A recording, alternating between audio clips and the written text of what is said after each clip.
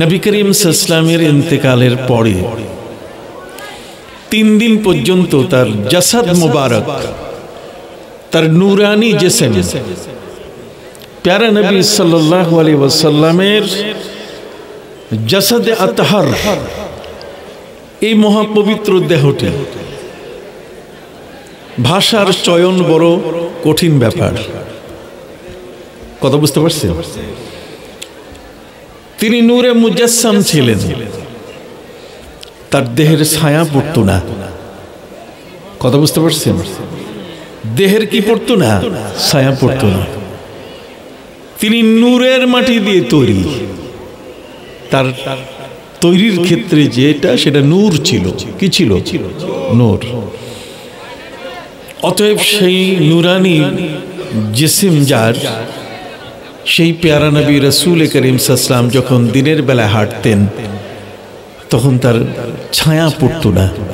হাশিমপুর দরবার শরীফের অতিশয় শ্রদ্ধাভাজন পীর সাহেব কেবলা আলহাজ আল্লামা শাইখ কিউ এম আব্দুল মজিদ রহমতুল্লাহ আলাইহির স্মরণে আজকের এ অনুষ্ঠিত 48তম ইসালে সওয়াব মাহফিলের শ্রদ্ধাভাজন সভাপতি, আজকের প্রধান অতিথি আল্লামা শেখ সৈয়দ মুশতাক আহমদ আল আহমদি ওয়াইসি রেফাই, চেয়ারম্যান নেদায়ে ইসলাম সজ্জনা নশীন পীর কেবলা জান ওয়াইসি শরীফ মতলব উত্তর চাঁদপুর, যার আহ্বানে মাহফিলটি অনুষ্ঠিত হচ্ছে,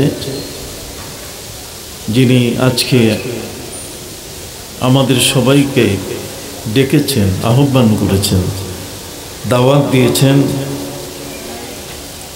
এই হাশিমপুর দরবার শরীফের শ্রদ্ধাভাজন পীর সাহেব আলহাজ আল্লামা শেখ আশফাক আহমদ আল আহমদি ওয়াইসি রিফাই মদ্দজিরুল আলী সজ্জদা নশীন পীর সাহেব কেবলা,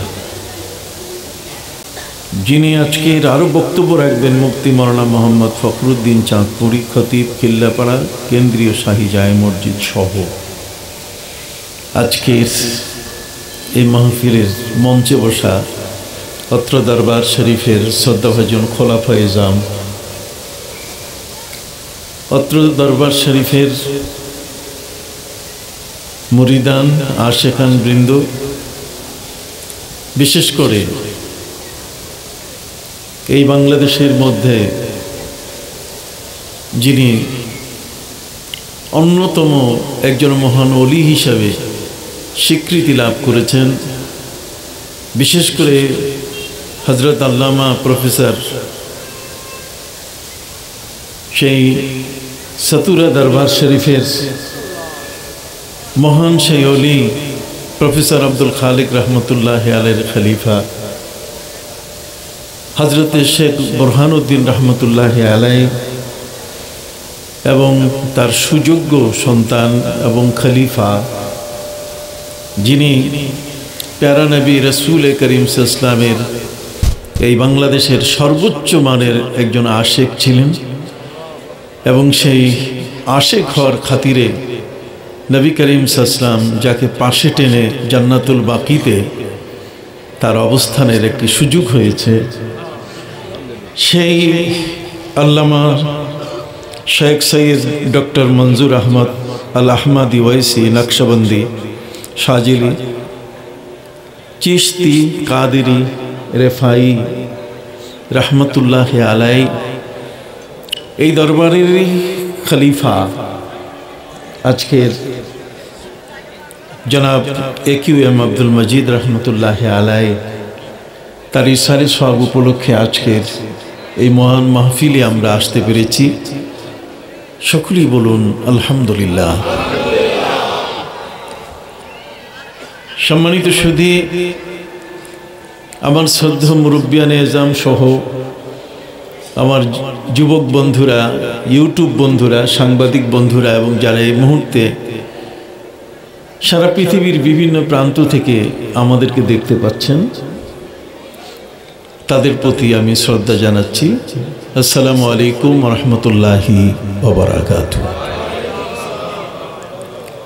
আপনি সকলেই জানেন এই পৃথিবীর মধ্যে পীর একটি শব্দ আছে।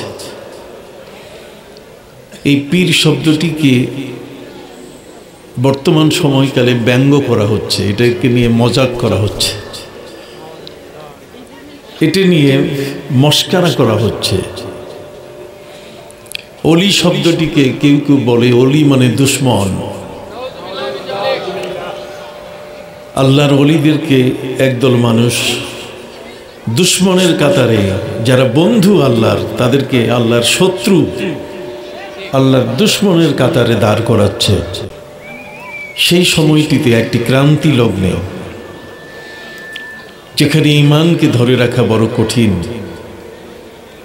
সেই সময়কালে আজকের এই মাহফিলের আয়োজন।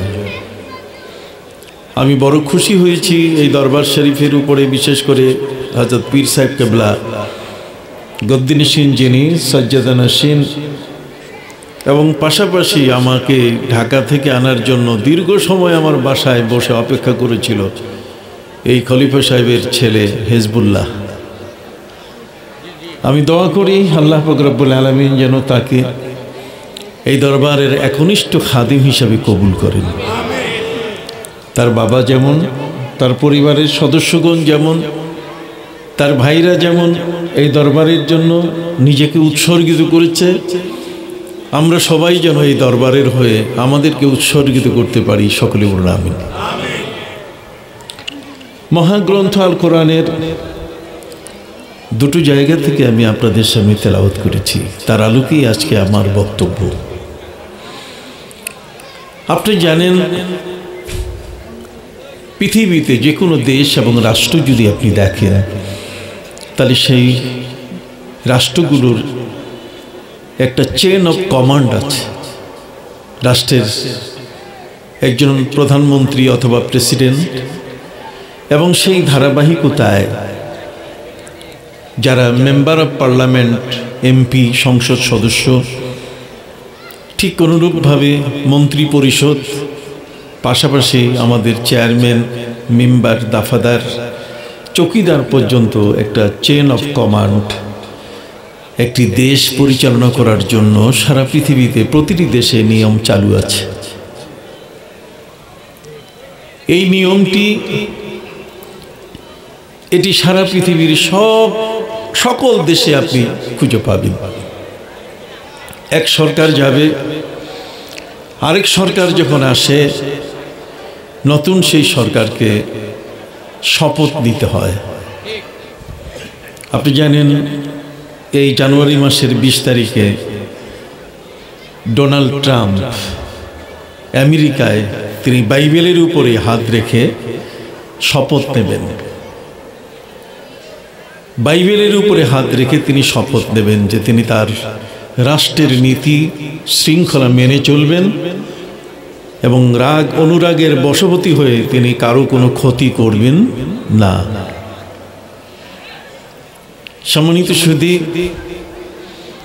এই আমেরিকা, যে আমেরিকা পৃথিবীর মোড়লই করছে, তাদের যে ডলার, এই ডলারের অপর পৃষ্ঠায় লেখা আছে ইন গড উই ট্রাস্ট। আমরা গডে বিশ্বাসী, তার মানে আল্লাহতে বিশ্বাস।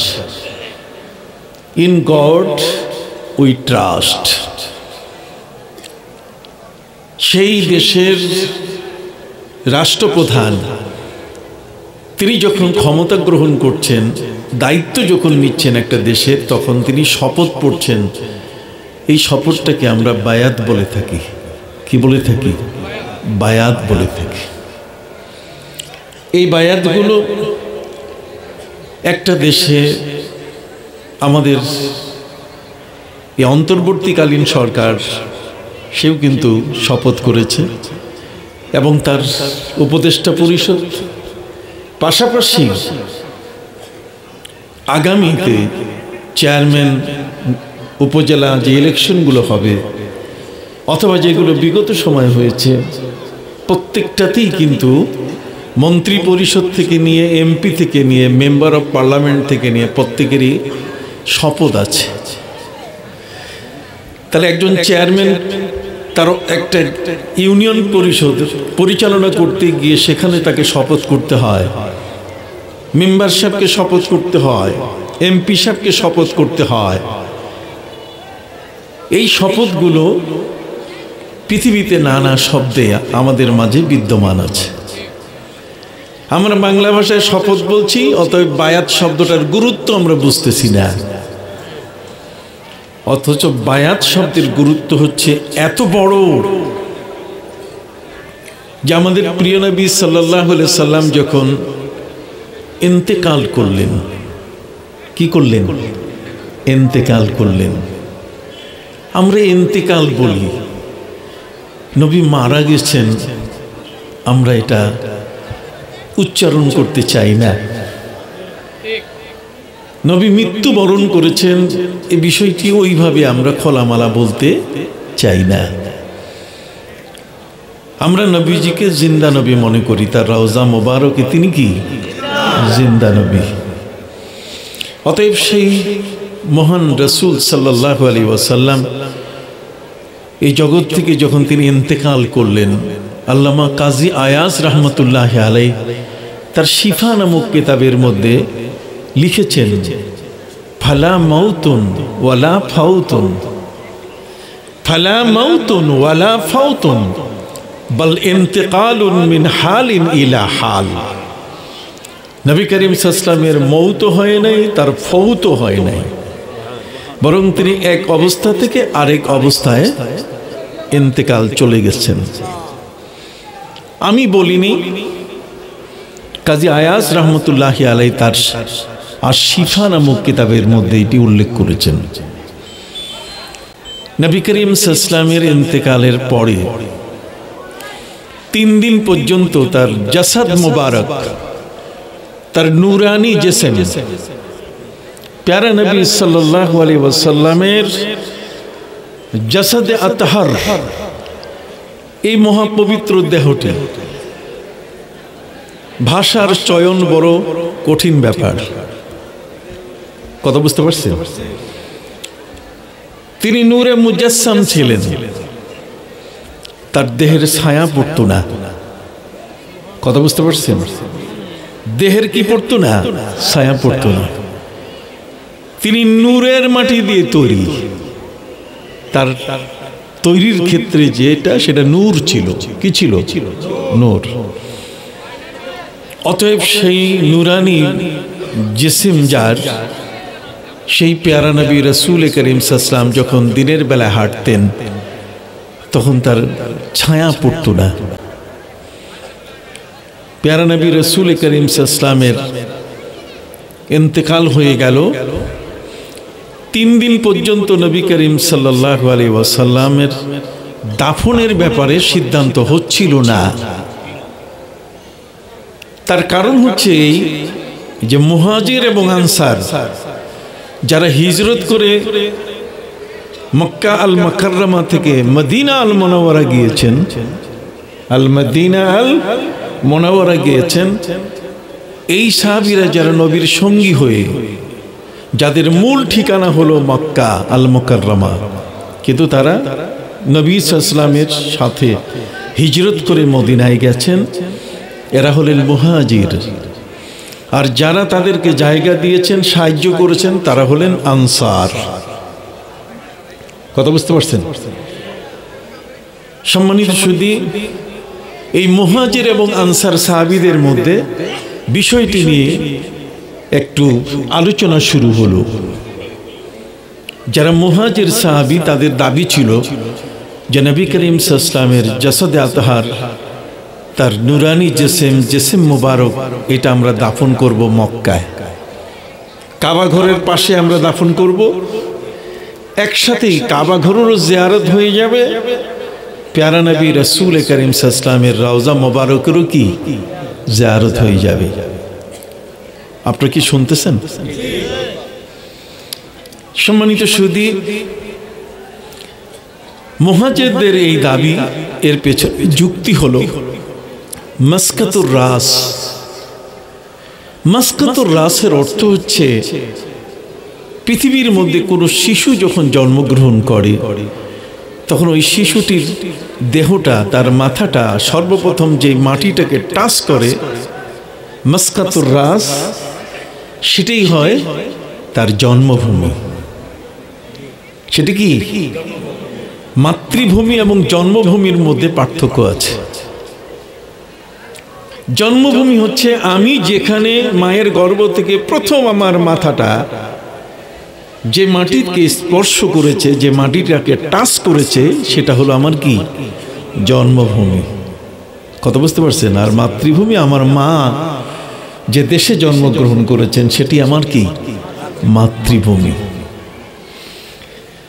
সম্মানিত সুধী, নবী করিম সাল্লাল্লাহু আলাইহি ওয়াসাল্লামের পবিত্র জন্ম হয়েছে কোথায়? মক্কায়। পৃথিবীর একটা ফান্ডামেন্টাল ল, একটা রাইটস আছে, হিউম্যান রাইটস। আর সেই হিউম্যান রাইটসটা হচ্ছে, যদি চট্টগ্রাম অথবা মংলা বন্দরের কোনো আমেরিকান অথবা কোনো ব্রিটিশ জাহাজ যদি সেখানে নোঙর করে, চট্টগ্রামের জিডির কাছাকাছি জায়গায় যদি নোঙর করে এই এরিয়ার মধ্যে, আর সেখানে কোনো বাঙালি মা, বাংলাদেশি কোনো মা যদি, গর্ভবতী মা আসা যাওয়া করতে গিয়ে বাচ্চা যদি সেই আমেরিকান জাহাজের মধ্যে জন্ম নেয় অথবা ব্রিটিশ জাহাজে জন্ম নেয়, তাহলে যেহেতু তার জন্ম জায়গাটা হলো কি? আমেরিকান জাহাজ, এই জন্য সে নাগরিকত্ব পাবে কার? আমেরিকার। যেখানেই তার মাথাটা পড়বে সেটাই সে স্বীকৃতি পাবে তার জন্মভূমি হিসাবে। অতএব সম্মানিত সুধী, প্যারা নবী রাসূল করিম সাল্লাল্লাহু আলাইহি ওয়াসাল্লামের পবিত্র বেলাদত শরীফা, তার পবিত্র শুভাগমন হয়েছে কোথায়? মক্কায়, সাইয়েদা আমিনার ঘরে। সাইয়েদা আমিনার ঘরে তিনি জন্ম নিয়েছেন মক্কায়, যেটা মাওলিদুর রাসূল, যেটি কখনো ইতিহাসের পাতা থেকে বারবার মুছার চেষ্টা করা হয়েছে কিন্তু পারে নাই। মাওলিদুর রাসূল, আমার প্যারা নবী সাল্লাল্লাহু আলাইহি ওয়াসাল্লাম যেখানে জন্মগ্রহণ করেছেন, সেই জন্মের জায়গাটা, এটা পৃথিবীর সকল মানুষের কাছে বলতে গেলে একটা কলিজার স্পন্দন। নবীজি যেখানে জন্ম নিয়েছেন সেই মাটিটা, যেখানে নবীজি সাল্লাল্লাহু আলাইহি ওয়াসাল্লামের দেহ মোবারক মদিনা মুনাওয়ারায় যেখানে লেগে আছে, সেটা যদি আরশে আজিমের চেয়েও আরো বেশি মর্যাদাবান হয়, তাহলে আমার নবী সাল্লাল্লাহু আলাইহি ওয়াসাল্লাম যেই মাটিতে সর্বপ্রথম কদম রাখলেন, জন্ম নিলেন, শুভাগমন করলেন, সেই মাটিটার দাম কি কম? একটু হাত উঁচু করে বলেন, কম? কখনোই কম নয়। সম্মানিত সুধী, নবীজি সাল্লাল্লাহু আলাইহি সাল্লামের কদম মোবারকের দাম এত বড়, আল্লাহ পাক রব্বুল আলামিন তাকে যখন আরশে আজিমের মেহমান করলেন, আলমে নাসুত, আলমে মালাকুত সব পার করে আল্লাহ পাক রব্বুল আলামিন যখন তাকে তার মেহমান বানালেন, এই মেহমান করে নবীজি সেখানে গেলেন। আহলুস সুন্নাহ ওয়াল জামাআহ সবার একমত, আমার নবী সাল্লাল্লাহু আলাইহি সাল্লাম তার দেহ মোবারক নিয়ে জাগ্রত অবস্থায় তিনি পবিত্র মেরাজ শরীফ করেছেন। পবিত্র মেরাজ শরীফ হয়েছে নবীর জাগ্রত অবস্থায়। অতএব নবী করিম সাল্লাল্লাহু আলাইহি সাল্লামের দেহকে পোড়াবার মতো ক্ষমতা কোনো আগুনের হয় নাই। তার মাঝখানে আল্লাহর আরশ পর্যন্ত যেতে কোনো বাধা তার জন্য আসতে পারে নাই, বরং আল্লাহ পাক রব্বুল আলামিন ট্রাফিক কন্ট্রোল করে সব বাধাকে দূর করে দিয়ে এই জমিন থেকে আরশে আজিমের তাকে তিনি মেহমান বানিয়েছিলেন। আরশে আজিমে সেখানে তিনি আল্লাহর এত কাছে চলে গেলেন। সুম্মা দানা ফাতাদাল্লাহ ফাকানা কাবা কাউসাইনি আও আদনা, নিকটে যেতে যেতে এত কাছে চলে গেলেন তিনি আল্লাহর। কোন কোন তাফসিরে বলা হয়েছে যে আল্লাহ তাআলা নবীকে নিজের কোলে নিয়ে নিলেন। এটা সুবহানাল্লাহ বলবেন না? এটা দরবার শরীফের মাহফিল, সুবহানাল্লাহর আওয়াজ তো আরো বড় হওয়া দরকার। যেখানে নবীর মহব্বত নাই, যে মাহফিলগুলোতে নবীর প্রেম নাই, ভালোবাসা নাই, সেখানে চিৎকারে কান বোতা হয়ে যায়। কি কোন ঠিক কিনা? যেই জলসাগুলোতে, সভাগুলোতে নবীর প্রেম নাই, মহব্বত নাই, সেখানে চিৎকারের আওয়াজে টিকা যায় না। আপনারা একটু জোরে আলহামদুলিল্লাহ সুবহানাল্লাহ বলবেন না? ফজিলত আপনারা জানেন। আমি খুব সংক্ষিপ্তভাবে আবার মূল আলোচনার দিকে আমি যাচ্ছি। বিষয়টি আপনাদের জানা দরকার। আমার প্রিয় নবী সাল্লাল্লাহু আলাইহি সাল্লামকে আল্লাহ তাআলা যখন কাছে নিলেন, তখন একটি বিষয় আছে যে ইন্নাকা ওয়াতা'তা মাউতান লাম ইয়াতা আহাদুন ক্বাবলাক ওয়ালা ইয়াতাউ বা'দাক। হে নবী সাল্লাল্লাহু আলাইহি ওয়াসাল্লাম, আপনাকে আমি এই আরশে আজিমে যেখানে নিয়ে আসলাম, আপনি যেখানে আপনার কদম মোবারক দয় যেইখানে আপনি রাখলেন, আপনার আগে আমি এখানে কাউকে পা রাখতে দেই নাই। এই জন্য কোনো নবীকে, কাউকে আমি আমন্ত্রণ জানাই নাই। শুধু আপনার কদমের জন্য জায়গাটা অপেক্ষা করছে। ইন্নাকা ওয়াতা'তা মাউতান লাম ইয়াতা আহাদুন ক্বাবলাক, আপনার পূর্বে আমি এখানে পা রাখার কাউকে সুযোগ দেই নাই। ওয়ালা ইয়াতাউ বা'দাক, আর আপনি পরে, আপনি যখন পৃথিবীতে ফিরে যাবেন, তখন যে জায়গায় আপনার কদমের ছাপ আছে, সেখানে আর অন্য কাউকে পা রাখার আমি সুযোগ দিব না। অতএব আপনার পায়ের ছবি আরশে আজিমের গায়ে, এটি বিশাল একটি স্মৃতি চিহ্ন। জরুর সুবহানাল্লাহ। এটা কি বিশাল স্মৃতি চিহ্ন, প্রিয় নবী সাল্লাল্লাহু আলাইহি ওয়াসাল্লামের কদম মোবারকের চিহ্ন আরশের গায়ে, আর নবী ইব্রাহিম আলাইহিস সালামের কদমের চিহ্ন এই জমিনে কাবা ঘরের 21 হাত দূরে। ওয়াত্তাখিযু মিন মাকামি ইব্রাহিম মুসাল্লা, মাকামি ইব্রাহিমের কথা এখানে বলা আছে। সম্মানিত সুধী, আমার প্রিয় নবী সাল্লাল্লাহু আলাইহি ওয়াসাল্লামের কদম মোবারক, তার মর্যাদা, তার প্রতিটি অঙ্গ প্রত্যঙ্গ, শামাইলে তিরমিজি খুলে দেখেন। প্রিয় নবী সাল্লাল্লাহু আলাইহি সাল্লামের দেহের সৌন্দর্য, তার হাত মোবারক, দস্ত মোবারক, তার কদমদ্বয়, তার ওষ্ঠ মোবারক, সবকিছু মিলিয়ে যদি দেখা যায়, তাহলে আমাদের নবী সাল্লাল্লাহু আলাইহি সাল্লামকে তুলনা করা কারোর সাথে সুযোগ নাই। এই জন্য তিনি বলেছেন ইন্নামা বাশারুম মিসলুকুম, আমি তোমাদের মতো, তবে আমার সাথে তুলনা করার মতো জগতের কেউ নাই। আমার হাত আছে, কিন্তু আরেকজনের হাত, সেই হাত আর আমার হাত দেখতে এক, কিন্তু এক নয়। সেই হাতের শক্তি সীমিত, আর আমার হাতের শক্তি হলো, ওই আকাশের চাঁদকে যদি বলে টুকরা হও, সাথে সাথে সেটা টুকরা হয়ে যাবে। তাদেরও জবান আছে, মুখ দিয়ে যা বলে সে কথাগুলো বের হয়, কিন্তু আমি নবী যদি বলি আবু জাহালের হাতে বড়ই রাখা ছিল, আবু জাহালকে আমি যখন তার কাছে গেলাম, আবু জাহাল আমাকে প্রশ্ন করলো, মোহাম্মদ বলো তো দেখি কি আছে। নবীজি বললেন, চাচা আপনার হাতে পাথর। আবু জাহাল বলছে পাথর না অন্য কিছু। নবীজি বলছেন খুলেন। আবু জাহাল বলছে আরো লোক প্রয়োজন। নবীজি বলছেন হ্যাঁ আরো অনেক প্রয়োজন, নিয়ে আসেন লোকজন, খুলেন দেখি আমি ঠিক বলেছি কিনা। সুবহানাল্লাহ বলে। হাদিস শরীফের মধ্যে এসছে লাউ কুলতু নাআম লাওয়াজাবাত, আমি যা বলবো সাথে সাথে সেটা হয়ে যাবে। জোরে বলেন, আমি যা বলবো সাথে সাথে কি হয়ে যাবে। অতএব চাচা আবু জাহাল হাতের মুষ্টি খোলার সাথে সাথে বড়ই নাই, বরং সেগুলো পাথর। বলতে হি कंकरी ला इलाहा बोल उठे, बोलते ही कंकरी ला इलाहा बोल उठे, नूरुन आला नूर, नूरुन आला नूर है। বড়ই বড়ই থাকে নাই, নবীজি বলছেন কি পাথর কি হয়ে গেছে, পাথর হয়ে গেছে। প্রিয় নবী সাল্লাল্লাহু আলাইহি সাল্লাম যা বলেন, আরে পৃথিবীতে আল্লাহর ওলিদের ক্ষমতা যা, তার চেয়ে আমার নবীর ক্ষমতা তো কোটি কোটি গুণে বেশি।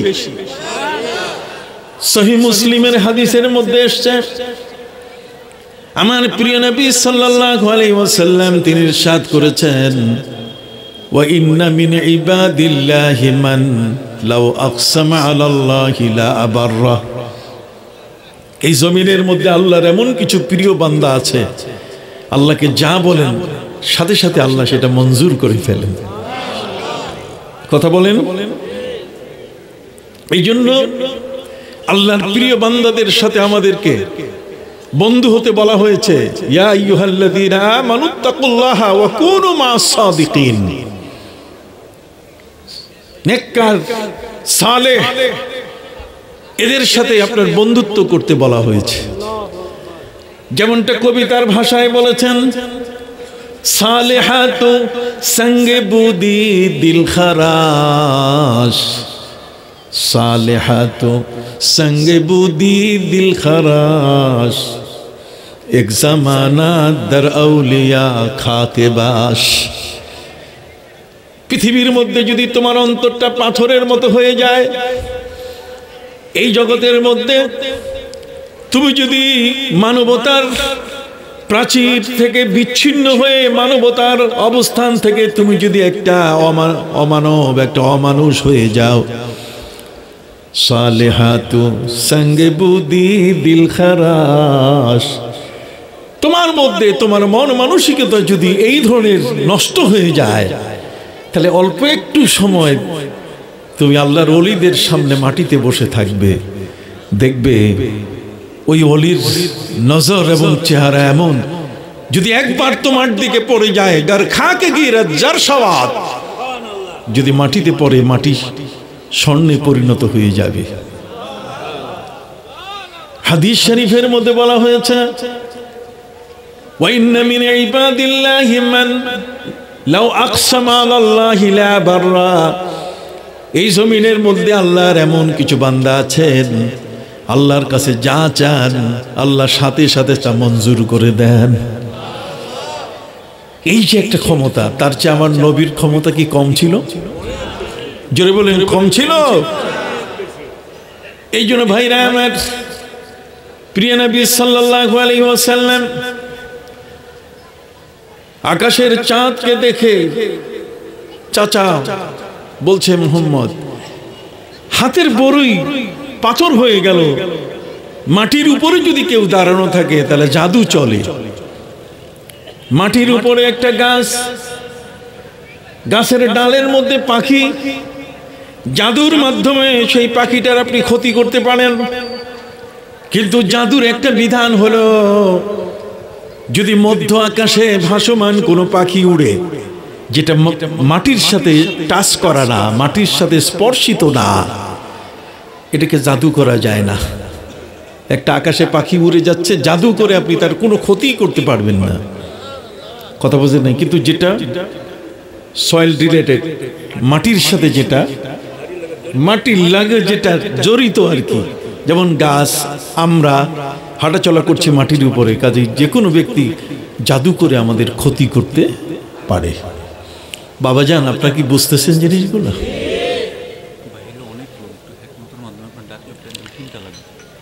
বাইরের মানুষগুলো এত ঘোরাফেরা করছেন, এই আলোচনাগুলো কি শোনা দরকার নয়? আমরা তো কামেল পাস, টাইটেল পাস, এদের সামনে কথা বলি।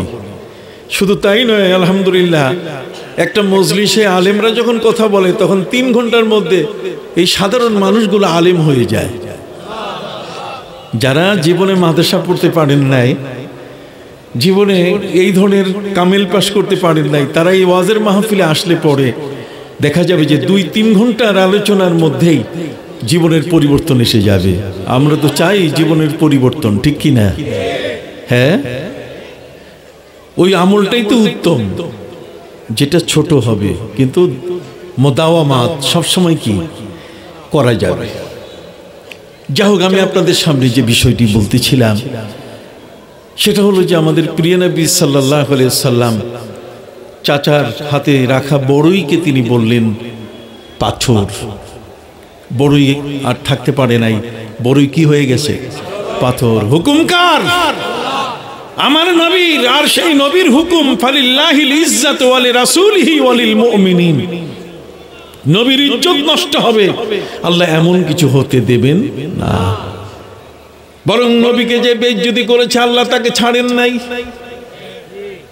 উহুদের ময়দানে আমার নবীজির দান্দান মোবারকে যে লোকটা তীর মারল, প্রিয় নবী সাল্লাল্লাহু আলাইহি ওয়াসাল্লাম তিনি বলেছেন এই পৃথিবীর সবচেয়ে ওই মানুষটা খারাপ যে মানুষটা কোনো নবীর গায়ে হাত দিয়েছে, নবীকে ঢিল মেরেছে, অথবা নবীকে কি আঘাত করেছে, পাথর দিয়ে আঘাত করেছে, নবীর গায়ে আঘাত করেছে।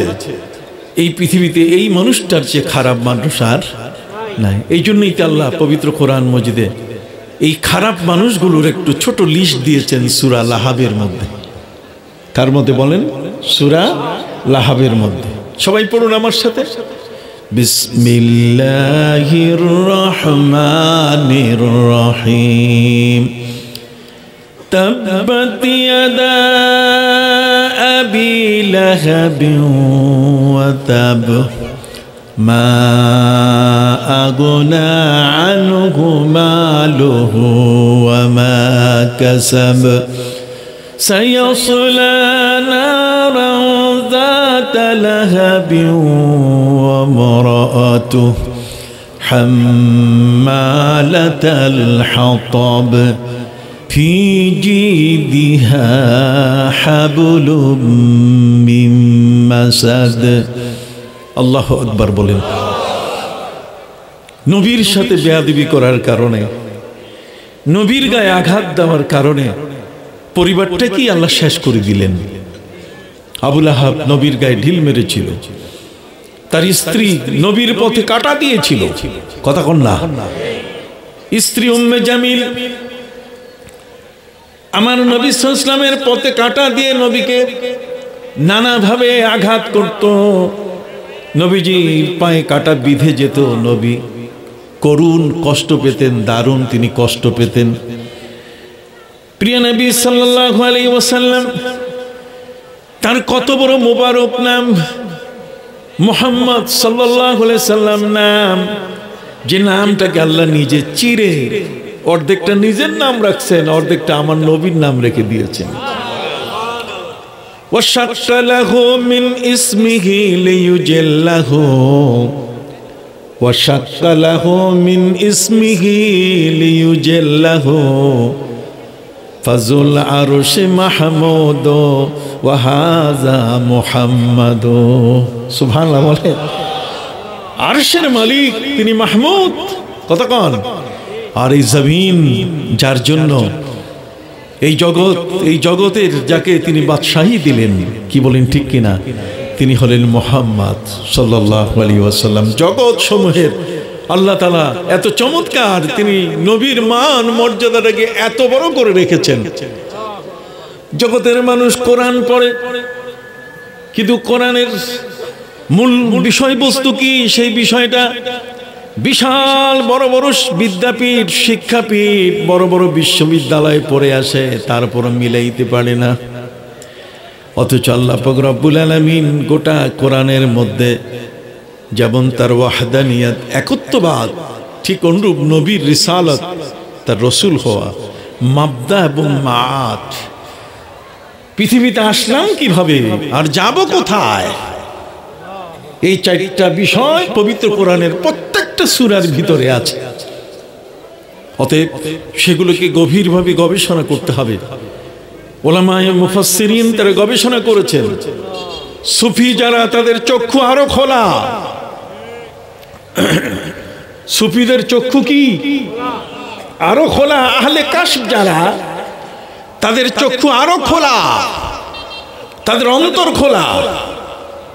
ফলে ভাইরা আমার, পবিত্র কোরআন মজিদের তাফসীর করতে গিয়ে তারা সুফিদের তাফসীর আপনি খুলে দেখেন, আলহামদুলিল্লাহি রাব্বিল আলামিন। পড়েন না, আলহামদুলিল্লাহি রাব্বিল আলামিন। আলামিন, যাবতীয় প্রশংসা আল্লাহর জন্য, যিনি জগৎ সমূহের লালনকারী। কথা কন না এখন? আলামিন এটা বহু বচন আলমের। আলম বলতে গেলে শুধু পৃথিবী নয়, আল্লাহর সৃষ্টি সপ্তাকাশের সব জায়গায় আছে। এই জগতে আমরা যেমন, ঠিক অনুরূপ ভাবে আমাদের ঊর্ধ্বাকাশে দ্বিতীয়, তৃতীয়, চতুর্থ, পঞ্চম, ষষ্ঠ, সপ্তম আসমানের মধ্যে আল্লাহর সৃষ্টি মাখলুক বাস করতেছে। সুবহানাল্লাহ বলেন।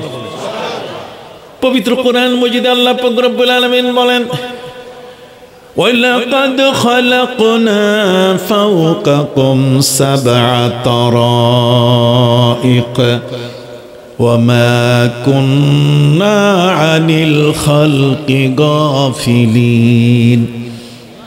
আল্লাহ বলছেন, তোমাদের উপরে যে 7টা আসমান আছে সেখানেও আমার মাখলুক বাস করছে, আমি কিন্তু তাদের সম্পর্কে অমনোযোগী না, আমি তারাও কিন্তু আমার নজরে আছে। সুবহানাল্লাহ বলেন। ওয়ালাকাদ খালাকনা ফাওকাকুম সাবআ তারাইক ওয়ামা কুননা আনিল খালকি গাফিলিন। আমি গাফিল না যে ওদের খবর রাখি না। সম্মানিত সুধী, অতএব সপ্তাকাশের প্রতিটি জায়গায়, প্রতিটি আসমানে যত মাখলুক আছে, এই সমস্ত মাখলুক সহ সৃষ্টি জগতে যত কীট পতঙ্গ আছে, সৃষ্টি জগতে পাহাড় বলেন, সাগর বলেন, গাছপালা বলেন, তরুলতা বলেন, সবগুলোর মধ্যে আল্লাহ পাক রব্বুল আলামিন তার জিকির করার মতো শক্তি দিয়েছেন। পবিত্র কোরআন মজিদে আল্লাহ পাক রব্বুল আলামিন বলেন, এই জগতের মধ্যে এমন কোন সৃষ্টি নাই যে সৃষ্টি আমার তাসবিহ পড়ে না। ওয়া ইম মিন শাইইন ইল্লা ইউসাব্বিহু বিহামদি রাব্বিহি ওয়ালাকিন লা তাফকাহুনা তাসবিহাহুম।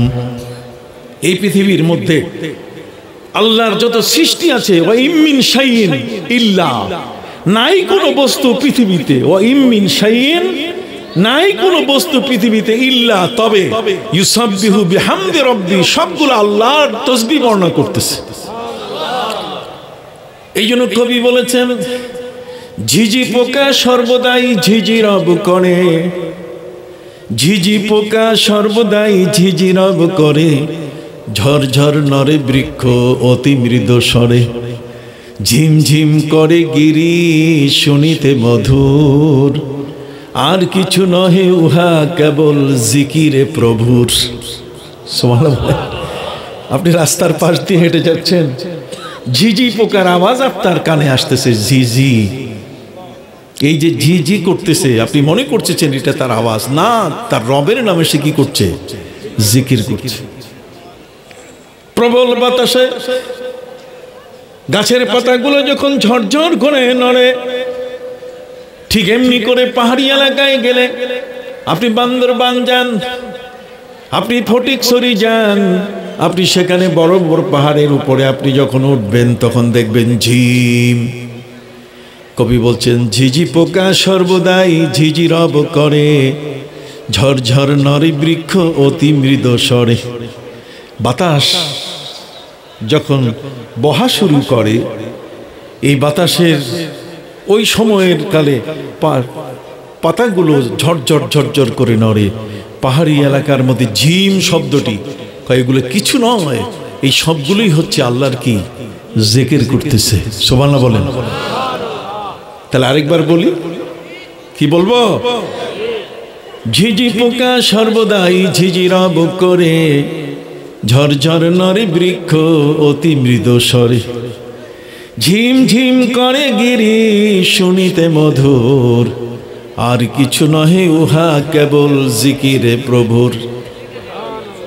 এসব ভেদের কথা, এসব রহস্যের কথা জানে সেই জন, যাহাকে দিয়াছেন আল্লাহ বাতেনি শ্রবণ। বাতেনি শ্রবণ একটা পাখির ভাষা, নবী সুলাইমান আলাইহিস সালাম বুঝেছেন, আপনি কেন পারবেন না? কথা কন না? নবী সুলাইমান আলাইহিস সালাম তিনি মানব জগৎকে বলেছেন, ইয়া আইয়ুহান নাসু উল্লিমনা মানতিকাত তায়র। রে সৃষ্টি জগতের মানুষেরা, তোমরা শোনো, আমাকে আল্লাহ পাখির ভাষা বুঝার ক্ষমতা দিয়েছেন। পিঁপড়ার ভাষা আমি বুঝি, মাছের ভাষা আমি বুঝি। সুবহানাল্লাহ বলেন।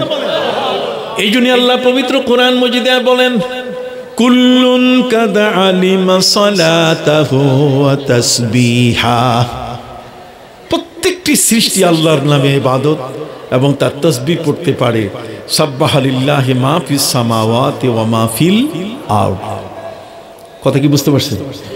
এই জন্য ভাইরা আমার, আপনাদের পাশে এই যে নদী, এই যে মেঘনা নদীটা, এই মেঘনা নদীটার এপারে দাঁড়ালে ওপারে দেখা যায় না। কতক্ষণ না? চাঁদপুর হচ্ছে ইলিশের জন্মস্থান, ঠিক কিনা? কত বড় প্রশস্ত এই নদী। এই পানিগুলো উজান থেকে আসতেছে, পাহাড় থেকে আসতেছে। আপনি কি জানেন এতগুলো পানি সে কোত্থেকে পেল?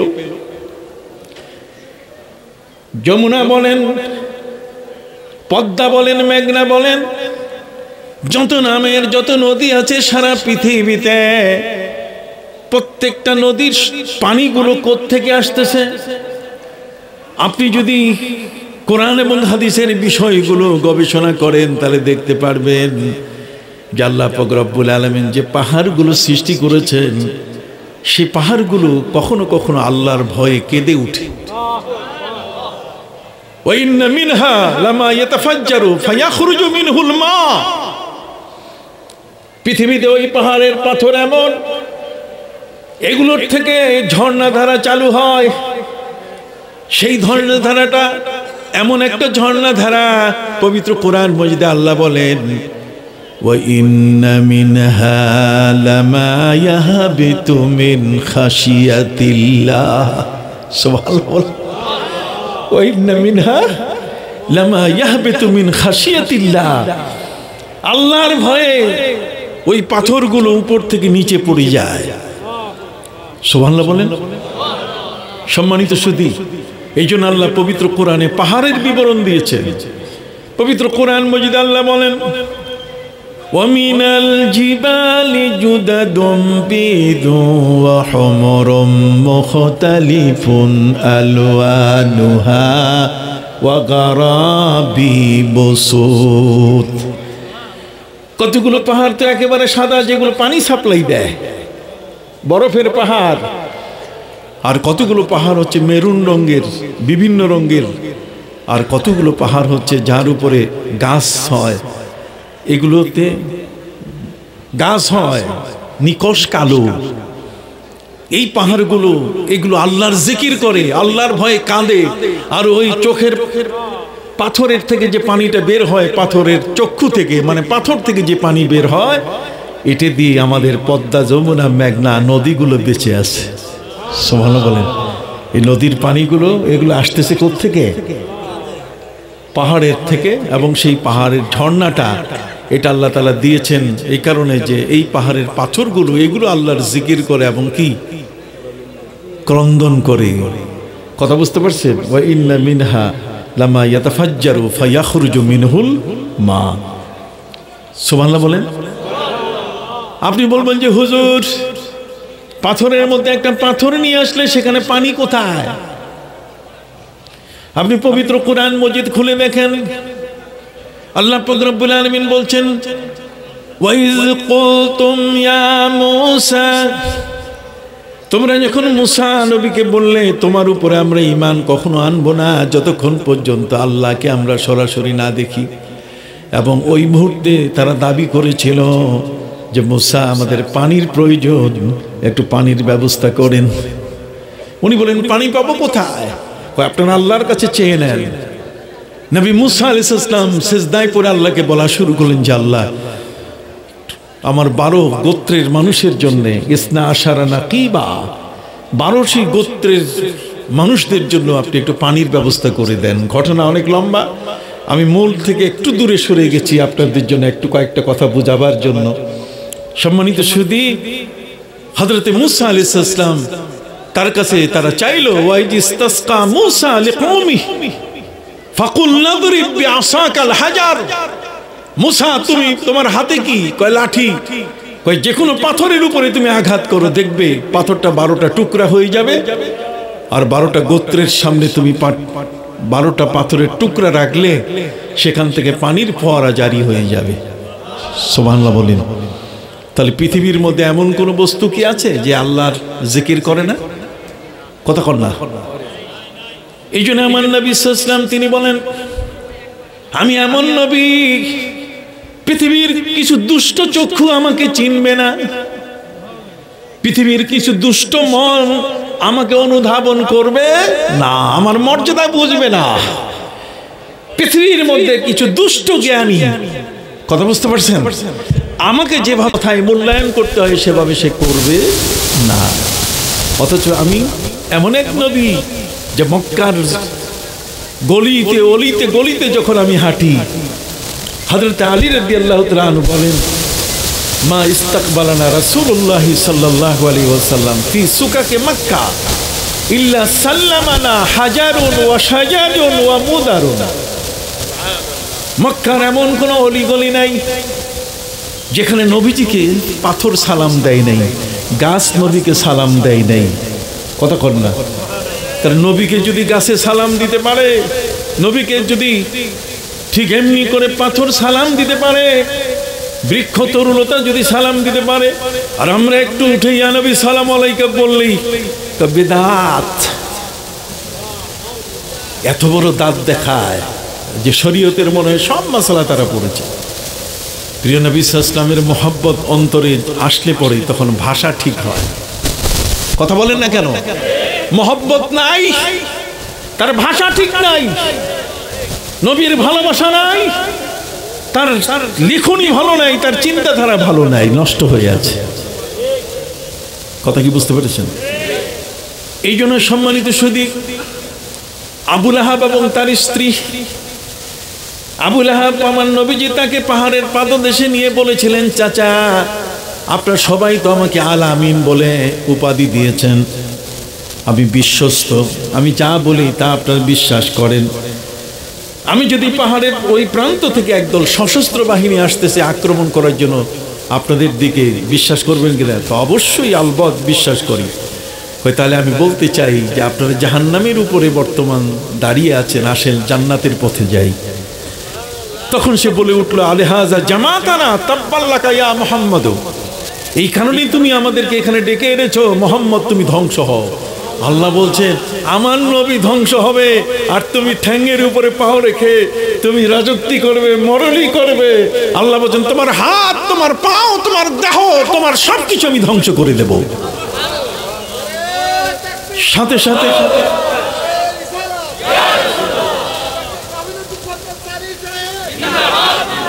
সাথে সাথে সাথে সাথে আল্লাহ পাক রব্বুল আলামিন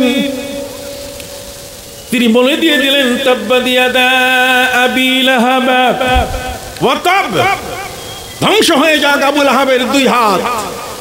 ঢিল মারছে এক হাত দিয়ে নবীর দেহের উপরে, আল্লাহ বলছেন তোমার দুই হাতেই ধ্বংস, তার মানে তোমার শক্তি চুরমার হয়ে যাক। তুমি কার গায়ে হাত দিয়েছো? যার নাম আমি আল্লাহ টুকরো করে ছিঁড়ে অর্ধেকটা আমার নাম রেখেছি, অর্ধেকটা আমার মাহবুব আমার প্রিয় নবীর নাম রেখে দিয়েছি। কথা কি বুঝতে পারছেন? যেটা আমি আগেও বলেছি, ওয়া শাক্কালাহু মিন ইসমিহি লিইউজিল্লাহু ফাযুল আরশি মাহমুদু ওয়া হাযা মুহাম্মাদু। বড্ড করে বলেন সুবহানাল্লাহ। সেই প্যারা নবী সাল্লাল্লাহু আলাইহি সাল্লামের প্রতি এত বড় ভালোবাসা। হযরত ইউলা ইবনে মুররা রাদিয়াল্লাহু তাআলা আনহু বলেন, কুন্না ফি সাফারিন মান নবী সাল্লাল্লাহু আলাইহি সাল্লাম, আমরা নবীজির সঙ্গী হয়ে একটা সফরে ছিলাম। প্রিয় নবী সাল্লাল্লাহু আলাইহি সাল্লাম বিশ্রামের জন্য গাছের পাশে ছায়ার নিচে তিনি চলে গেলেন। প্রিয় নবী সাল্লাল্লাহু আলাইহি সাল্লাম কিছুক্ষণ বিশ্রামের পরে তিনি সেখানে ঘুমিয়ে গেলেন। ওই মুহূর্তে আমরা দেখলাম ফারাইনা শাজারাতা খারাজাত মিন আসলিহা, আমরা দেখলাম যে একটা গাছ তার শেকড় সহ, একটা গাছ তার শেকড় সহ মাটির উপরে উঠে মানুষ যেমন হাঁটে সে ওইভাবে শেকড়ের উপরে ভর করে গাছটা নবীজির কাছে চলে আসলো। হযরত ইউলা ইবনে মুররা রাদিয়াল্লাহু তাআলা বলছেন, আমরা নবীজির সঙ্গী ছিলাম, নবীজি গাছের ছায়ায় বিশ্রাম নিচ্ছিলেন। এই মুহূর্তে পাশের একটা গাছ খারাজাত মিন আসলিহা, তার মূল শেকড় সহ উপরে উঠলো। সুম্মা মাশাত ইলান নবী সাল্লাল্লাহু আলাইহি ওয়াসাল্লাম, নবী সাল্লাল্লাহু আলাইহি ওয়াসাল্লামের দিকে হেঁটে আসা শুরু করলো গাছটা। আসার পরে গাছটা তার সব পাতা দিয়ে নবীকে ঢেকে ফেললো। বেশ কিছুক্ষণের পরে ওই গাছটি আবার সুম্মা রাজাত ইলা আসলিহা, তার নিজের জায়গায়, ইলা মাওদাহা, তার নিজের জায়গায় গাছটা চলে গেল, আগের মতো হয়ে গেল। ফালাম্মা ইস্তাইকাযান নবী সাল্লাল্লাহু আলাইহি ওয়াসাল্লাম মিন নাওমিহি, নবীজি যখন ঘুম থেকে জেগে উঠলেন, ফাযাকারনা লাহু যালিক, আমরা তার কাছে ঘটনাটা বললাম, হুজুর ওই একটা গাছ, সেই গাছটাকে দেখলাম শেকড় সহ উপরে উঠে মানুষ যেমন হাঁটে ঠিক এইভাবে ভর করে করে আপনার কাছে এসে তার সমস্ত পাতা ডাল সহ এলিয়ে দিয়ে আপনাকে কিছুক্ষণ ঢেকে রেখে আবার চলে গেল। নবীজি কি দেখলাম? প্রিয় নবী সাল্লাল্লাহু আলাইহি ওয়াসাল্লাম বলছেন, ইন্নাহা শাজারাতুন ইস্তাজানাত রাব্বাহা, এই গাছটা আল্লাহর কাছে অনুমতি চাইছে যে আল্লাহ তোমার নবীকে একটু ভালোবাসার আমাকে সুযোগ দিও, যাতে আমি ডাল আর পাতা দিয়ে তাকে আদর করতে পারি। সুবহানাল্লাহ বলেন। ভাইরা আমার, তাহলে গাছের মধ্যে নবীর প্রেম আছে কিনা? আছে তো? পাথরের মধ্যে নবীর প্রেম আছে কিনা? খাইবারের যুদ্ধ থেকে নবীজি যখন আল মদিনা আল মুনাওয়ারায় ফিরতেছিলেন, চোখের নজরে যখন উহুদ পাহাড়, নবীজি উহুদ পাহাড় দেখে বললেন, জাবাল উহুদ ইউহিব্বুনা ওয়া নুহিব্বু, উহুদ পাহাড় আমাদেরকে ভালোবাসে, আমরা উহুদকে ভালোবাসি। সম্মানিত শুধু সেই ভালোবাসার প্রমাণ দিয়েছে উহুদ। প্রিয় নবী সাল্লাল্লাহু আলাইহি ওয়াসাল্লামের যখন উহুদের ময়দানে যুদ্ধ শুরু হলো, লম্বা কথা কই না, এটা মেলা লম্বা, বক্তারা তো ছোট্টটাকে বাড়াইয়া 3 ঘন্টা বলে। কথা বলেন, আমি সহজ ভাষায় খুব সংক্ষিপ্ত কথাগুলো আপনাদের সামনে বলতে চাই। সম্মানিত সুধী, এই উহুদ পাহাড়ের উপরে প্রিয় নবী সাল্লাল্লাহু আলাইহি ওয়াসাল্লাম, তার সাথে সাথে হযরতে আবু বকর সিদ্দিক, হযরতে ওমর ফারুক, হযরতে ওসমান যুন্নুরাইন উঠেছিলেন। সাথে সাথে সেটা থরথর করে কেঁপে উঠেছিল। নবী করিম সাল্লাল্লাহু আলাইহি ওয়াসাল্লাম তিনি ওই মুহূর্তে তার পা মোবারক দিয়ে আঘাত করে বললেন, কাফ, থামো, ফাইন্না আলাইকা নাবিয়্যান, এই মুহূর্তে তোমার উপর একজন নবী, একজন সিদ্দিক আর 2 জন শহীদ তোমার উপরে দাঁড়ানো আছেন। হযরতে ওমর ফারুক উসমান যুন্নুরাইন রাদিয়াল্লাহু তাআলা আনহুকে ডাক দিয়ে বলছেন, ঘোষণা তো হয়ে গেল যে আমাদের মৃত্যু হবে শাহাদাতের মৃত্যু। উহুদ নড়ে উঠল, কিন্তু উহুদের নড়া আর হযরতে নবী মুসা আলাইহিস সালাম যখন তিনি তার 70 জন সঙ্গীকে, গ্রামের মোড়ল মাতব্বর, তারা বলছে, হাত্তা নারাল্লাহ জাহরা ওয়া ইস কুলতুম ইয়া মুসা লান নুমিনা লাকা হাত্তা নারাল্লাহ জাহরাতান, মুসা তোমার উপর ঈমান আনবই না যতক্ষণ পর্যন্ত সরাসরি আল্লাহকে তুমি দেখায় না দাও। হযরত মুসা আলাইহিস সালাম বলছেন, তাহলে কি করবে? কই তুমি তুর পাহাড়ে যাও, আমাদেরকে সাথে নাও। মুসা আলাইহিস সালাম বললেন যে নেটওয়ার্কের জন্য ওয়াইফাই কানেকশন হচ্ছে ওই তুর পাহাড়, আসো। তুর পাহাড়ে আসার পরে যখন এই 70 জন রেডি, মুসা আলাইহিস সালাম বলছে যে আল্লাহ রব্বি আরিনি আনজুরু ইলাইক, আল্লাহ একটু দেখা দেন। আল্লাহ বলছেন, আমাকে দেখা তো বড় কঠিন, আমাকে দেখলে ওই চোখ টিকবে না, আমাকে যদি দেখে তাহলে নিথর হয়ে পৃথিবী দাঁড়িয়ে থাকবে, কোনো কর্মচারী কোনো অফিসে যাবে না, পৃথিবীর মধ্যে কোনো মানুষ কোনো সৃষ্টি কখনো কোনো অবস্থায় নড়াচড়া করবে না, শুধু আমার দিকে তাকিয়েই থাকবে। এত সুন্দর আমি, সুবহানাল্লাহ বলুন। আমার নবী সাল্লাল্লাহু আলাইহি ওয়াসাল্লাম তাকে জিজ্ঞেস করা হয়েছে, আপনি আল্লাহকে দেখেছেন? হ্যাঁ, রাআইতুল্লাহ ফি আহসানি সূরা, আমি অত্যন্ত অধিক সুন্দর রূপে আমি দেখেছি আমার আল্লাহকে। সুবহানাল্লাহ বলেন। সম্মানিত সুধী বন্ধুরা আমার, সেই উহুদ পাহাড়ের সেখানে যেটা উঠেছিল, নড়ে উঠেছিল, হারাকা শব্দের অর্থ হচ্ছে শিশুকে দোল দেওয়া। কথা কন না, শিশুকে কি আপনারা বুঝতেছেন কিনা? দোল দেওয়া। বাচ্চা দোল দিলে কি বাচ্চার ক্ষতি হয়? আনন্দে হেসে উঠে। কথা বুঝতে পারছেন? হাজরিন, দরুদ শরীফ পড়েন, সাল্লাল্লাহু আলা সাল্লাল্লাহু আলাইহি সাল্লাল্লাহু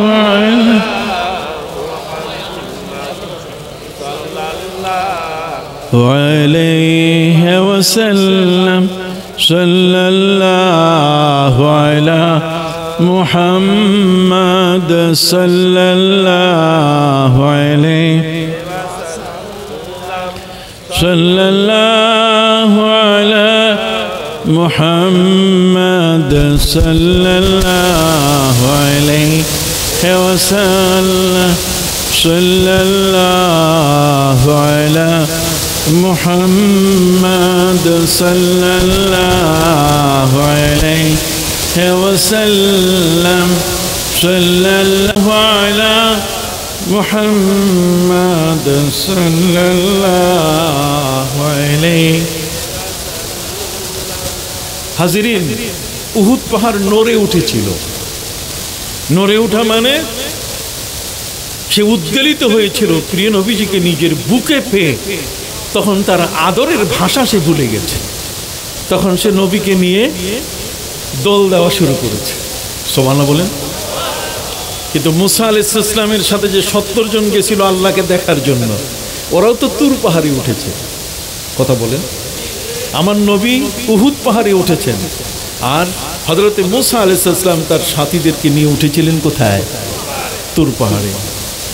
তুর পাহাড়ে ওঠার সাথে সাথে মুসা আলাইহিস সালাম আল্লাহর কাছে বললেন যে আল্লাহ, একটু আপনি দেখতে চাই। আল্লাহ বলছেন, লান তারানি, লান নফিয়ে তাবিদ, হবে না, কখনো হবে না। অথবা নফিয়ে তাওকিদ, পৃথিবীতে হবে না, ওই জগতে হবে, জান্নাতে। সুবহানাল্লাহ বলেন।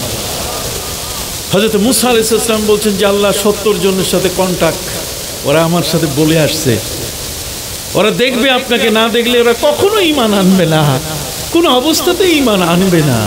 অতএব আল্লাহ একটু দেখা দেন। আল্লাহ বলছেন, মুসা, যখন নিয়ে আসছো আমার না কইয়া নিয়ে আসছো, এটা ঠিক করো নাই, কিন্তু তুমি আমার নবী, আমি তোমার ইজ্জতের প্রতি খেয়াল রাখছি। দেখেন, নবীর ইজ্জতের প্রতি আল্লাহ খেয়াল রাখে, আর আমরা খেয়াল রাখি না। আমরা এমন এমন কথা কই যে নবী মনে হয় আমার বাড়ির একটা কর্মচারী, নবী মনে হয় একটা সাধারণ ব্যক্তির কর্মচারী। ওয়ামান ইউআযযিম শাআইরাল্লাহ ফাইন্নাহা মিন তাকওয়াল কুলুব, যার অন্তরে আল্লাহর ভয় আছে, তার সবচেয়ে বড় ভয় হলো যে আমি নবীকে কিছু বলে আমার আমলগুলো ধ্বংস হয়ে যায় কিনা। লা তারফাউ আসওয়াতাকুম ফাওকা সাওতিন নবী ওয়া লা তাজহারু লাহু বিল কওলি কাজহারি বাযিকুম লিবায আন তাহবাতা আমালুকুম ওয়া আনতুম লা তাশউরুন। ঈমানদারের সবচেয়ে বড় ভয় যে নবীকে যদি একটু সামান্য কিছু এদিক সেদিক বলে ফেলি, মুখে আসে, তাহলে কিন্তু সর্বনাশ। এবং সেই সর্বনাশটা হয়েছে উহুদের ময়দানে। সেই সর্বনাশটা কেমন? প্রিয় নবী সাল্লাল্লাহু আলাইহি ওয়াসাল্লাম যখন উহুদের ময়দানে যুদ্ধে গেলেন কাফেরদের বিরুদ্ধে, তখন কাফেরদের বৃষ্টির মতো তীর নবীর দিকে ধেয়ে আসতেছে। তখন উহুদ পাহাড়ের জমান খুলে গেল। উহুদ পাহাড়ের কি জমান? কি উহুদ পাহাড় কথা বলতে পারে কিনা? আরে কোরআন মজিদে আল্লাহ বলছেন, আমরা তো পড়ি না। খালি একটা বিশ্ববিদ্যালয়ের বিশাল ডিগ্রি নিয়ে চুপ করে মনে করছি সব জানি। ফাকুল্লি মাইয়াদ্দাই ফালসাফাতান হাফাজতা শাইয়ান ওয়া গাবাত আনকাল আশিয়াও। তুমি যদি কাউকে জিজ্ঞাসা করো, কেউ যদি তোমাকে বলে আমি সব জানি, তাকে দুই বুদ্ধাঙ্গুলি দেখায় বলো তুমি এখনো কিছুই জানো না, শুধু বিন্দু মাত্র তুমি জানো। কুল্লি মাইয়াদ্দাই ফালসাফাতান হাফাজতা শাইয়ান, এই বিন্দু জানো। ওয়া গাবাত আনকাল আশিয়া, সারা পৃথিবী এখনো তোমার থেকে অদৃশ্য হয়ে আছে। সারা পৃথিবীর ওই জ্ঞানগুলো এখনো তোমার থেকে কি অদৃশ্য হয়ে আছে। অতএব be careful, be careful, be careful. ভাষা, কথা, শব্দচয়ন, অ্যাপ্রোচিং, কথা বুঝতে পারছেন, এটা হতে হবে খুব সতর্কতার সাথে, কারণ সেন্সিটিভ একটা জায়গা। যে জায়গায় আমার নবী সাল্লাল্লাহু আলাইহি ওয়াসাল্লাম যখন উহুদের ময়দানে তখন তীর মেরেছিল, আমি আগেই বলেছি, নবী করিম সাল্লাল্লাহু আলাইহি ওয়াসাল্লাম বলেছেন পৃথিবীর সবচেয়ে ওই মানুষটা খারাপ যে কোনো নবীর গায়ে হাত দিয়েছে, নবীর গায়ে আঘাত করেছে। পৃথিবীর ওই মানুষটা সবচেয়ে বড় খারাপ যে মানুষটাকে কোনো নবী বা কোনো রসুল নিজে হাতে তাকে আঘাত করেছে। নবী যদি আঘাত করেন তাহলে সেই লোকটাও খারাপ, আর যে লোকটা নবীকে আঘাত করেছে সেই লোকটাও কি খারাপ। আল্লাহ কোনো নবীর গায়ে হাত দেওয়া পছন্দ করে নাই। অতএব আমাদের প্রিয় নবী সাল্লাল্লাহু আলাইহি ওয়াসাল্লামের দামদান মোবারকে উহুদের ময়দানে যে লোকটা তীর মারলো, সে জানে না যে কার গায়ে তীর মারছে, অথচ উহুদ চিনে ফেলেছে আমার নবীকে। উহুদ আমার নবীকে চিনে ফেলেছে। উহুদের চেনাটা হলো এমন, নবীকে পেয়ে সে খুশি, কিন্তু যার চক্ষুটা নবীর নয়, যার চক্ষুটা নবীর মহব্বতের চক্ষু নয়, নবীর ঈমানের চক্ষু নয়, যার অন্তরটা নবীর ভালোবাসার অন্তর নয়, সে তো আমার নবীকে মনে করবে গর্ব সুরত আদমি ইনসাবুদে, গর্ব সুরত আদমি ইনসাবুদে, আহমদ আবু জাহল এক সাবুদে। মুহাম্মদ সাল্লাল্লাহু আলাইহি ওয়াসাল্লামের দুখানা পা, আবু জাহলের তো দুখানা পা, পার্থক্যটা কি?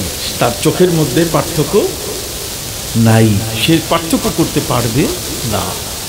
অথচ সেই ওই তুর পাহাড়ের মধ্যে 70 জনকে নিয়ে যখন উঠলেন, নবী মুসা আলাইহিস সালাম বললেন আমাকে কোনো মতে দেখা যাবে না। মুসা বলছেন আল্লাহ অবস্থা খারাপ, এরা আমাকে দেশেই ফিরতে দিবে না, আপনি একটু দেন দেখা। আল্লাহ বলছেন ঠিক আছে, আমি তোমার ইজ্জতের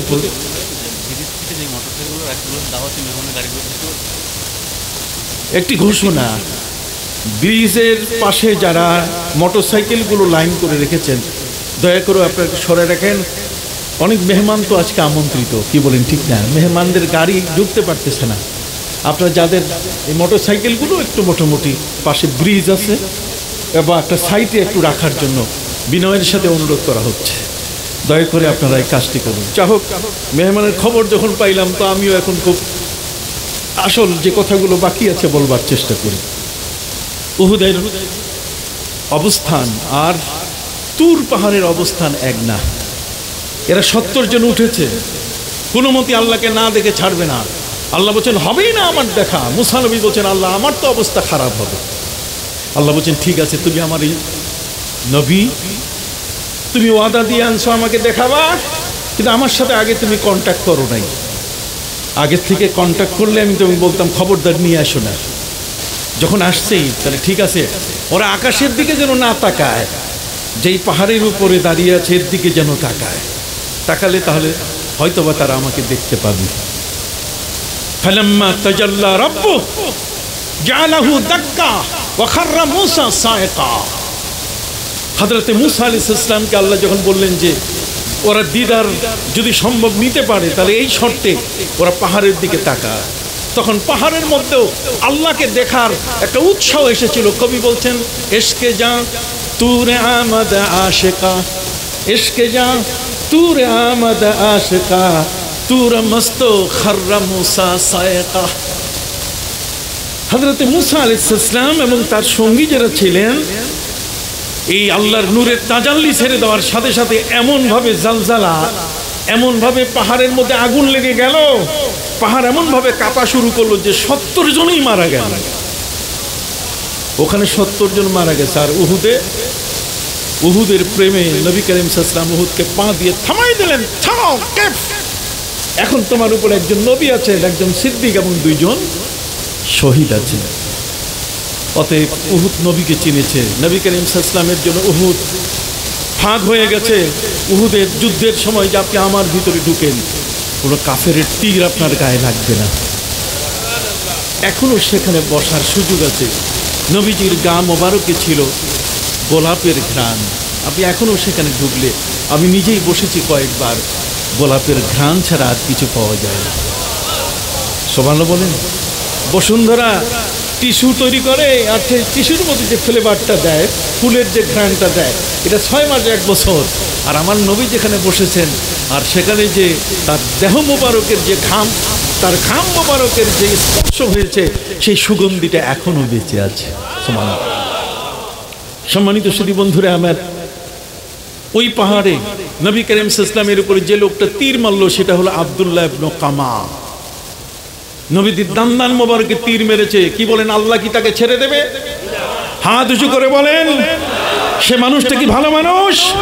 সে কখনোই ভালো মানুষ নয়। আল্লাহ পাক রব্বুল আলামিন তিনি বিচার করলেন, আবু লাহাব যেমন নবীকে ঢিল মেরেছে, তার হাত ধ্বংস হোক।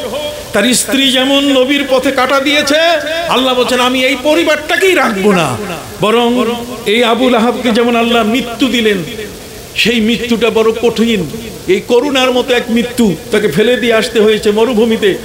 এক ফোঁটা পানিও তার মুখে দেওয়ার মতো কেউ ছিল না, বিকজ সে নবীর সাথে বেয়াদবি করেছে।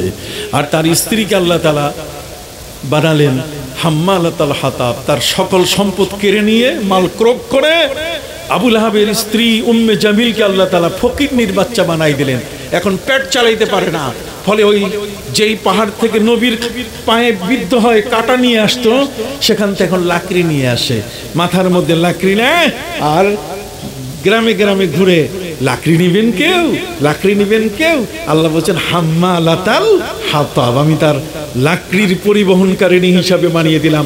মাথার মধ্যে লাকড়ির বোঝা নিয়ে আমি তাকে অপমানিত করলাম। শুধু তাই নয়, এরপর আমি আজরাইলকে বললাম যে প্লান্টি শট দিছো। ওই প্লান্টি শট আবার কি? কয় 1 শটে গোল। এই দুষ্ট দুরাচার, এই মহিলা আমার নবীর পায়ে কাটা দিয়েছে, অতএব এই মহিলার মৃত্যু হবে। এ যখন পাহাড়ে উঠবে, ওই কাটা অথবা গাছ লাকড়ি জোগাড় করার জন্য, তখন তার গলায় সেই থলিটা, যে থলিটার মধ্যে সে কাটা নিত, এটা তার গলায় আছে। আমি ওই সময় তাকে ঘুম দিয়ে দিব, আর ঘুমের মধ্যে তুমি এমন লাথি মারবা প্লান্টি শট, যাতে উপর থেকে গড়াইয়া এমনভাবে পড়ে ওই নিজের থলির যে হাতলটা আছে, ধরার যে জায়গাটা, এটা যেন তার অটোমেটিক ফাঁসি হয়ে যায়। আল্লাহ তাআলা তার ফাঁসিরও ব্যবস্থা করে দিলেন। ফি জিদিহা হাবলুম মিন মাসাদ। নবীর সাথে বেয়াদবি করা যাবে? হাত উঁচু করে বলেন যাবে। আমার বলেন যাবে। এই দরবার, এই যে ওয়াইসিয়া দরবার, কথা কন না, ওয়াইসিয়া মানে সুফি ফতে আলী ওয়াইসি রহমতুল্লাহ আলাইহি। সুফি ফতে আলী ওয়াইসি রহমতুল্লাহ আলাইকে জিজ্ঞেস করা হয়েছে, ওয়াইসি ঈমান কাকে বলে, মোহাব্বত কাকে বলে? তখন সুফি ফতে আলী ওয়াইসি রহমতুল্লাহ আলাইহি বলেছেন, ওয়াইসা আজ দিন ও ঈমান ই কদর দানে মুবাস, ওয়াইসা আজ দিন ও ঈমান ই কদর দানে মুবাস, দীনে মা ইশকে মোহাম্মদ, দীনে মা ইশকে মোহাম্মদ, হুব্বে ও ঈমান মা। সুবহানাল্লাহ বলেন। যারা আমি শেষ করি এখন। সম্মানিত সুধী, সুফি ফতে আলী ওয়াইসি রহমতুল্লাহ আলাইহি আমাদের এই সিলসিলার মধ্যে মহান মুরব্বী, কথা কন না, কে? সুফি ফতে আলী ওয়াইসি রহমতুল্লাহ, যার পীর ছিলেন সুফি নূর মোহাম্মদ নিজামপুরি রহমতুল্লাহ আলাইহি। এই সিলসিলা এমন একটি সিলসিলা যেটা গোল্ডেন চেন, যে চেনটা হলো সোনালী চেন। সুবহানাল্লাহ বলেন। আর সেই সিলসিলার উপরে ভিত্তি করে আজকে আপনারা এই ওয়াইসিয়া দরবার, আপনারা আজকে সেখানে এসেছেন। এই জন্য আমি আপনাদেরকে বিনয়ের সাথে বলতে চাই, আমাদের ফাউন্ডেশন হলো অনেক মজবুত। যে বসুন, আমাদের ফাউন্ডেশনটা হলো এত শক্তিশালী ফাউন্ডেশন, বুঝেন না? করছি তা নয়, বরং আমাদের ফাউন্ডেশনটা হলো এত যে নিচে পাইলিং করা আছে, নিচে এত মজবুত করা আছে। আল্লাহর ওলিরা এমন ভাবে আমাদের ঈমান আকীদা তৈরি করে দিয়েছেন যে মদিনার নবীর সাথে বেয়াদবি করলে 1 সেকেন্ডের জন্য আমরা থেমে থাকতে পারবো না। ওই উহুদের ময়দানে আমার প্রিয় নবী সাল্লাল্লাহু আলাইহি ওয়াসাল্লামের দান্দান মোবারকে যে লোকটা তীর মেরেছিল, ইন্নাল্লাযীনা ইউযুনাল্লাহ ওয়া রাসূলা লা'নাহুমুল্লাহু ফিদ দুনিয়া ওয়াল আখিরাহ ওয়া আ'আদ্দা লাহুম আযাবাম মুহিনা। আল্লাহ বলেন একটা শাস্তি দিব, সেটা অপমানের শাস্তি। আর অপমানের শাস্তি যদি সাথে সাথে দেই তাহলে সে একা পাবে। অপমান যদি কেউ কাউকে করে তাহলে আল্লাহ বলছেন যে অপমানটা যেন লিঙ্গার করে, তার মানে এটি একদিনের জন্য যেন অপমান না হয়, কিয়ামত পর্যন্ত যেন সে অপমানের চিহ্নটা পড়ে থাকে। যে লোকটা উহুদের ময়দানে আমার নবী সাল্লাল্লাহু আলাইহি ওয়াসাল্লামের দান্দান মোবারকে তীর মেরেছে, নবীজির দাঁত খসে পড়েছে, রুবায়া কতক্ষণ না, দাঁত দান্দান মোবারক খসে পড়েছে। আল্লাহ পাক রব্বুল আলামিন গোসা হয়ে তিনি তার পুরো বংশের মধ্যে দাঁত উঠা বন্ধ করে দিয়েছেন। একে পুরো বংশে আজ পর্যন্ত তার বংশে যত শিশু জন্ম নিচ্ছে তাদের কি নাই, দাঁত নাই। দাঁত নাই কেন? বেয়াদবি করছে কার সাথে? এই জন্য খুব সেন্সিটিভ একটা জায়গা কিন্তু এটা। আমাদের হযরতে শেখ সৈয়দ ডক্টর মনজুর রেফাই রহমতুল্লাহ আলাই, তিনি শেখ বুরহানুদ্দিন রহমতুল্লাহ আলাই, সাতুরার প্রফেসর আব্দুল খালেক রহমতুল্লাহ আলাই, ঠিক এমনি করে ফুরফুরার মুজাদ্দিদে জামান হযরত আবু বকর সিদ্দিকী ফুরফুরবি রহমতুল্লাহ আলাই, ঠিক এমনি করে সুফি ফতে আলী ওয়াইসি রহমতুল্লাহ আলাই, ঠিক এমনি করে হযরত সুফি নূর মোহাম্মদ নিজামপুরি গাজী বালাকোট রহমতুল্লাহ আলাই। মারহাবা, নারায়ে তাকবীর, আল্লাহু আকবার, নারায়ে তাকবীর। আমার বাবা জনাব হাসান আজহারি, আমি বললাম না লক্ষ কোটি আজহারির মধ্যে একজন শ্রেষ্ঠ আজহারি আসতেছে আজকে। আজহারি তো বহু, কি কোন ঠিক কি না, এটা আমাদের কলিদার স্পন্দন। জি, আমি এখনই ছেড়ে দিচ্ছি। আমার যে কথাটা বলার ছিল সেটা হলো আমরা একটা ফাউন্ডেশনের উপরে কিন্তু গড়ে উঠেছি। কি বলেন? আমাদের ভিত্তি কিন্তু এত শক্তিশালী কংক্রিট ইট দিয়ে যে আমাদের এই বিল্ডিংটা, আমাদের ঈমান আকীদার যে পিলারগুলো, এগুলো এমন মজবুত যে আমাদের এই ফাউন্ডেশন থেকে কারো সরাবার ক্ষমতা নাই। অতএব আমি আপনাদের কাছে আরো বিনয়ের সাথে বলতে চাই যে যেখানে নবীর প্রেম নাই, ভালোবাসা নাই, সেই মাহফিলগুলোতে আপনি দেখবেন লক্ষ লক্ষ চিৎকার হয়। কি বলেন ঠিক না? কান ফেটে যায়। আর যেখানে নবীর মহব্বত, যেখানে চোখের মধ্যে নবীর মহব্বতের, যেখানে অন্তরের মধ্যে নবীর ভালোবাসার সবকিছু বিদ্যমান, আর সেখান থেকে আজকে আমাদেরকে বিচ্ছিন্ন করা হচ্ছে।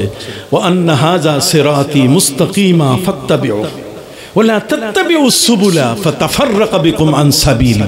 খবরদার, এক পথে চলবে, নবীজির পথে, অন্য কোনো পথে যেও না। তোমার ওলিরা যেটা পছন্দ করে না, যার আকীদা আমাদের সাথে মিল নাই, যার আচার আচরণ ভাষা পরিভাষা আমাদের সাথে মিল নেই, তাদের সাথে আমরা কোনোদিন একমত হব না। আমি দোয়া চাই, আমি একজন অসুস্থ মানুষ, আমার হার্টের মধ্যে আইসিডি মেশিন লাগানো, হার্টের মধ্যে মেশিন লাগানো, এই মেশিন লাগানো অবস্থায় আমি আপনাদের সামনে আজকের এই দীর্ঘ সময়ের কথা বললাম। দোয়া করবেন। আমার অনেকগুলো লিখিত বই আছে, আশেকে রসুলের চোখে, মিলাদ ও কেয়াম, দরুদ ও সালাম। নবীর আশেক না হলে সে মিলাদও মানবে না, কেয়ামও মানবে না। কথা বলা রমজান মোবারকে জিন্দা নবী, 113 মাসলায় বিভ্রান্তির সমাধান, অসংখ্য বেদাতের অপব্যাখ্যা, কথা বুঝতে পারছেন, নবী প্রেম, এগুলো অসংখ্য বই আমি লিখেছি। আপনাদের কাছে বিনয়ের সাথে অনুরোধ জানাই, আপনারা আমাদের বইগুলো পড়বেন, এই দরবারের বইগুলো পড়বেন। এই দরবারে আপনি একা আসবেন কেন, আপনার সন্তানদেরকে নিয়ে আসবেন, যাতে তারাও চিনে। আপনি না চিনাইলে ওরা তো অন্য পথে চলে যাবে। কি বলেন? এখন তো সবচেয়ে বড় আমাদের হাতে যে মারাত্মক যে শত্রু, সেটা হলো হযরত ইউটিউব রহমতুল্লাহ আলাই, কতক্ষণ না, হযরত ফেসবুক রহমতুল্লাহ আলাই আমাদের হাতে, যার কারণে আমরা কঠিন অবস্থার শিকার হয়েছি। সকলের প্রতি শ্রদ্ধা নিবেদন করে, আমার নিজের, আমার পরিবার অসুস্থ, আমার মেয়ে ছেলে সবার জন্য, আমার যত মানুষ আপনারা যারা আছেন সবার সুস্থতা কামনা করে আজকের মতো এখানে শেষ করলাম। আসসালামু আলাইকুম ওয়া রাহমাতুল্লাহি ওয়া বারাকাতুহু।